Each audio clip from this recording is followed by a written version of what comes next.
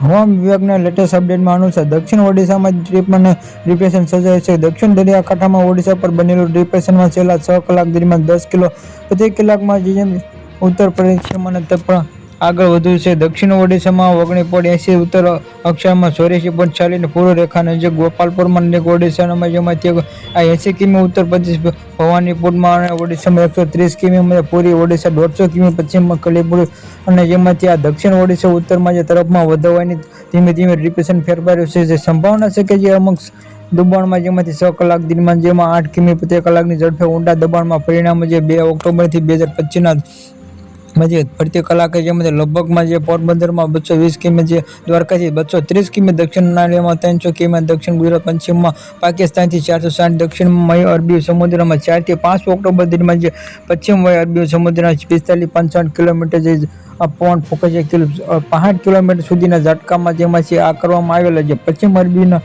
સમુદ્રમાં જે ગુજરાત દરિયાકાંઠા પર તોફાની અંત્ય તોફાની રહેવાની શક્યતા છે, જે 3 ઓક્ટોબર સુધીમાં જેમાંથી ઓક્ટોબર 4 થી 5 દરમિયાન જે તોફાની અત્યંત તોફાની રહેશે। જે આ માછીમારોને 3 ઓક્ટોબર સુધી ઉત્તર પૂર્વ અરબીમાં જે સમુદ્ર નજીક ઉત્તરમાં જે વિસ્તારોમાં દરિયાકાંઠાના જે સલાહ આપવામાં આવી હતી કે 2 થી 5 દરમિયાન જે પશ્ચિમ વાયુ સમુદ્રમાં જે માછીમારો છે તેમાંથી ખેડવા સૂચના આપવામાં આવી છે। કચ્છ દરમિયાન જે અરબી સમુદ્ર એક સિસ્ટમમાં એક્ટિવ જેમાંથી છેલ્લા 2 દિવસ સર્જાયેલું છે વેલ માર્ક્સમાં લો પ્રેશર ડિપ્રેશન પડ્યું થયું।